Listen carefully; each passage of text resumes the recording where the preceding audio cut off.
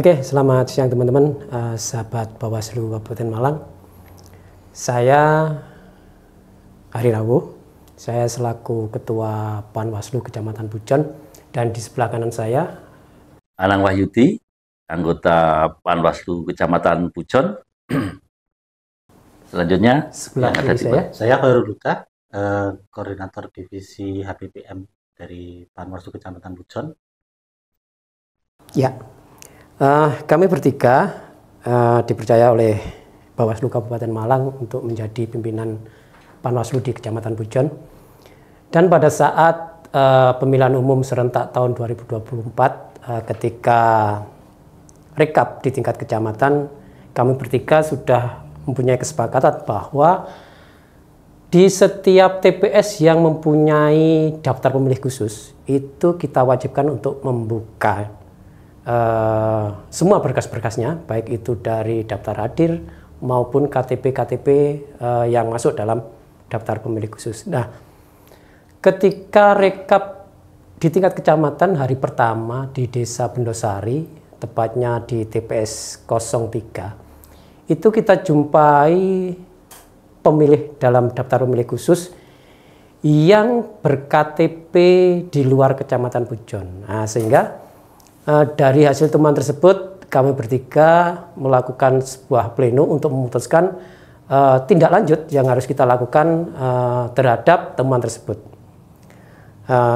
Dan dari hasil pleno tersebut, kami bertiga mempunyai keputusan bersama bahwa di TPS 03 Desa Bendosari tersebut wajib hukumnya untuk dilakukan pemungutan suara ulang.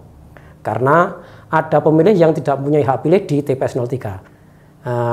Tepatnya pemilih tersebut ber-KTP Sumber Pujon, sehingga dari teman tersebut kami sampaikan kepada PPK bahwa di TPS tersebut wajib dilaksanakan PSU.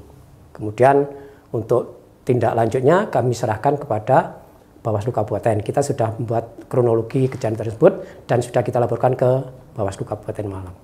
Mungkin ada tambahan, Pak Uta? Iya, tapi kan anehnya itu kemarin ini, Mas. Jadi ketika kalau kita bicara PSU, kemudian pakai DPK, itu kok kenapa pemilih hanya dapat 4 surat suara? Ya, nah, itu kan jadi masalah. Nah, iya. Ini mungkin sedikit lupa, perlu saya sampaikan bahwa di kejadian tersebut memang rada-rada unik. Karena PSU tersebut yang pelaksanaannya hanya 4 suara ya? 4 suara. 1 suara untuk pemilihan kabupaten itu sudah clear, karena memang pemilihnya hanya mendapatkan surat suara 4 pada waktu itu, yaitu DPR RI, Presiden, kemudian DPD, dan juga DPR Provinsi ya. Anda di sana. Iya, itu menjadi sebuah keanehan. Tapi itu terjadi, benar-benar terjadi. Nah, iya itu. Dan setelah itu kita laporkan ke Bawaslu Kabupaten Malang dan ditindaklanjuti, kemudian turun SK ya. SK PSU itu kalau nggak salah per tanggal 21 kalau nggak salah terbitnya. Dan PSU akan dilaksanakan pada tanggal 23 ya. 23. Pelaksananya PSU tanggal 23. Dan pada saat pelaksanaan PSU tersebut, Pak Anang yang mengawasi secara langsung di tempat pemungutan suara tersebut. Mungkin bisa ceritakan, Mas? Oh ya, Mas, PSU itu. Ya. Ada kejadian-kejadian mungkin? Ya, begini ya, sebelum ke hari H, itu ya banyak hal lah pengalaman kita sebagai Panwascam, utamanya di Kecamatan Pujon, karena baru pertama kali ini ya, dalam sejarahnya di Kecamatan Pujon itu terjadi PSU. Nah, itu sangat membuat semuanya terhentak lah, baik itu dari pemerintahan, jajaran dari kecamatan, Muspika, dan juga utamanya pihak keamanan ya. Iya, dari kita sempat dapat intervensi ya? Iya, ada tekanan-tekanan itu. Tapi itu menurut kita kan hal yang biasa, resiko dari sebuah keputusan besar yang di sana itu memang dalam tanda kutip itu kan catatan hitam atau rapot merah lah buat penyelenggara teknis. Karena itu kan benar murni kesalahan atau kelalaian menurut kita, itu kelalaian dari penyelenggara teknis. Entah itu memang kekurang pahaman dari KPPS ataukah mungkin ketika saat BIMTEK itu kurang memperhatikan hal-hal yang sangat penting yang sehingga pada pelaksanaannya lalai, ada pemilih yang dari luar Tapi wilayah. menurut ceritanya begini, itu bukan 100% kelalaian dari KPPS.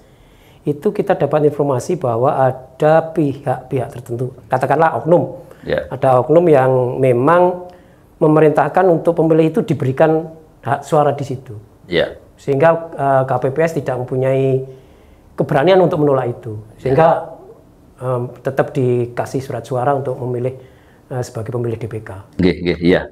Ya, itu kita juga mendengar isu itu, tapi kan kita kemarin dari pleno kan itu ranahnya masih di luar teknis. Betul. Tapi ternyata secara teknis pada saat rekap di kecamatan kita akan menemukan itu. Jadi mungkin ada apa ya, ibaratnya tekanan atau mungkin itu intervensi dari tokoh masyarakat atau mungkin tokoh politik yang di sana.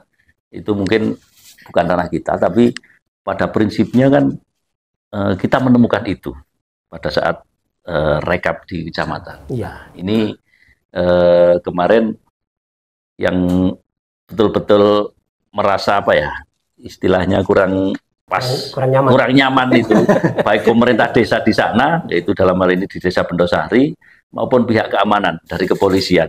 Kebetulan Bendosari di desa saya, Pak. Iya, Pak Uta ini. Ya, kebetulan di sana ada Panwascamnya berdomisili di sana. Ini kok bisa kebobolan. Nah, ini kan unik juga. Tapi begini, pada hari H itu yang pertama tingkat antusias dari pemilih, meskipun itu PSU, ini masih sangat besar. Masih sangat tinggi tingkat kehadirannya. Nah, meskipun di sana itu pada saat hari H itu kan, yo paling enggak koyoke kate mencekam lah, karena pihak Polres Kota Batu ini juga menurunkan personilnya yang jumlah banyak. Dikhawatirkan terjadi hal-hal intervensi atau tekanan dari pihak-pihak yang diindikasikan kemarin itu melakukan hal-hal yang kurang baik. Nah, ini pengamanan dari Polres itu sangat ketat. Tapi antusias dari masyarakat pada saat itu sangat luar biasa. Mereka juga hadir 85% lah. 85%. Dari 274 itu yang hadir 258 pemilih. Nah, ini kan sebuah capaian yang luar biasa. Meskipun tapi kan dari coblosan awalnya itu, pemungutan suara yang awal cuma selisih 7 pemilih yang nggak hadir, yang nggak hadir 7 orang. Ya, ini kan istimewa. PSU tapi tetap tingkat kehadirannya tinggi. Iya. Meskipun ya kemarin dari teman-teman penyelenggara ini kita cerita ya, hal yang kurang menyenangkan lah. Itu dari KPPSU kan nggak ada honor. Karena masih nggak ada honor.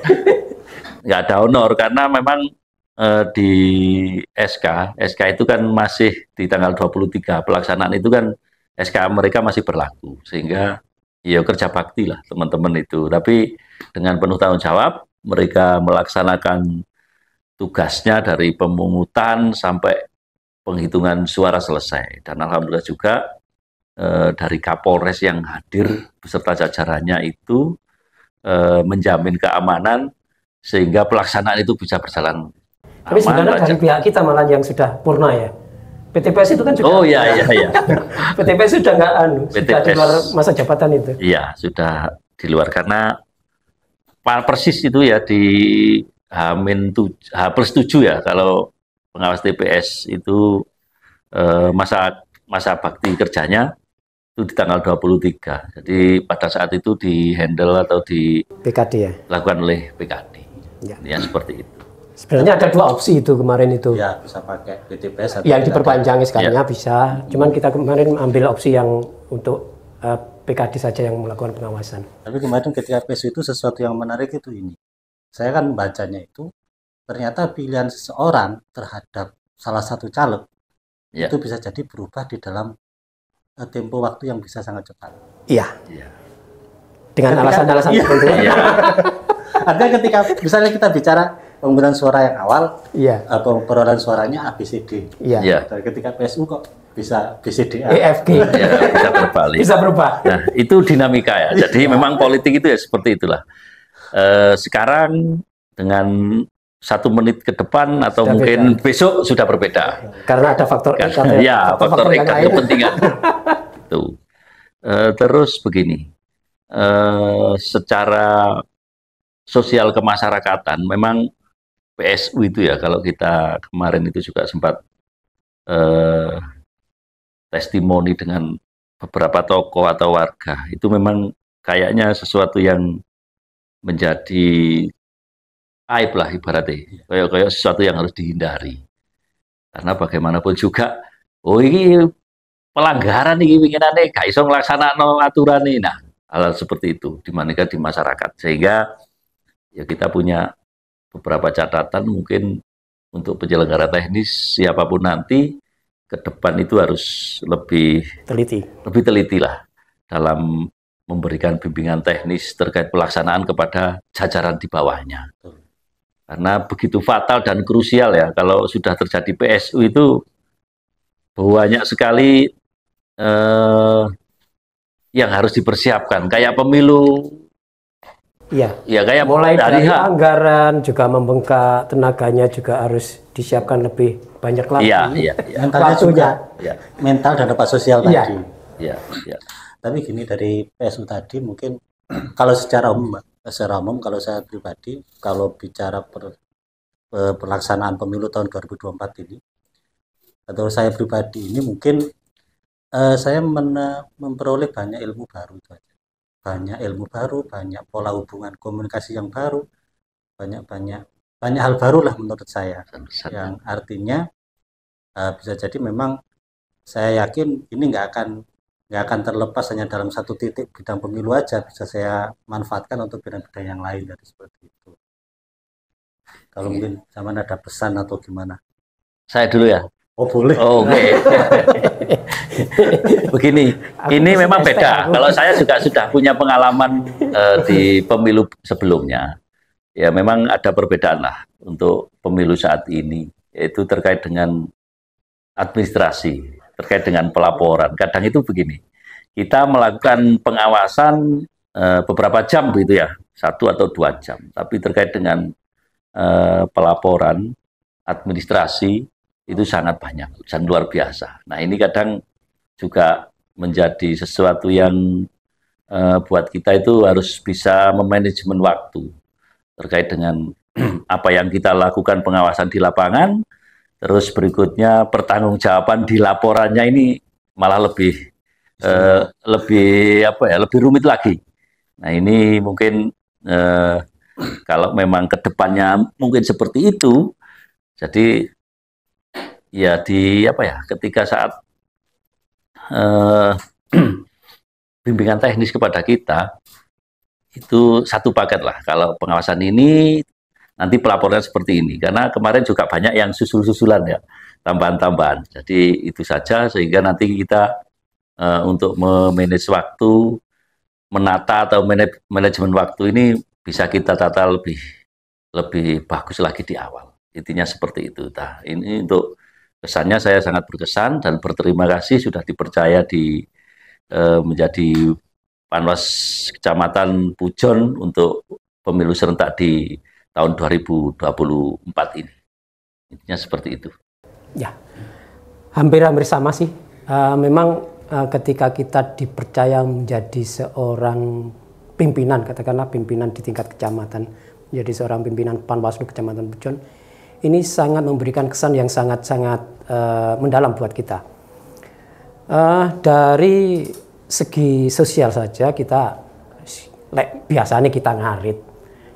Kalau saya terus terang saya memang seorang pengamen, biasanya ngamen. Kemudian pada saat kita dipercaya menjadi seorang pimpinan Panwaslu Kecamatan Pujon, tingkatan kita lebih tinggi, kita lebih dihargai. Kita kita sejajar dengan Muspika. Biasanya ngamen-ngamen toh. Ketika kita menjabat seorang Panwaslu Kecamatan, kok setara karo Muspika. Itu memberikan kesan yang sangat mendalam buat saya pribadi. Kemudian pesannya Ya mudah-mudahan ke depan apabila kita bertiga masih dipercaya untuk mengabdi sebagai Panwaslu Kecamatan Pujon, sama seperti yang disampaikan oleh Pak Anang tadi, bahwa memang resimnya sekarang kan resim administrasi, sehingga koyok-koyoke beban antara administrasi dan pengawasan ini lebih beratan administrasinya dengan pengawasannya.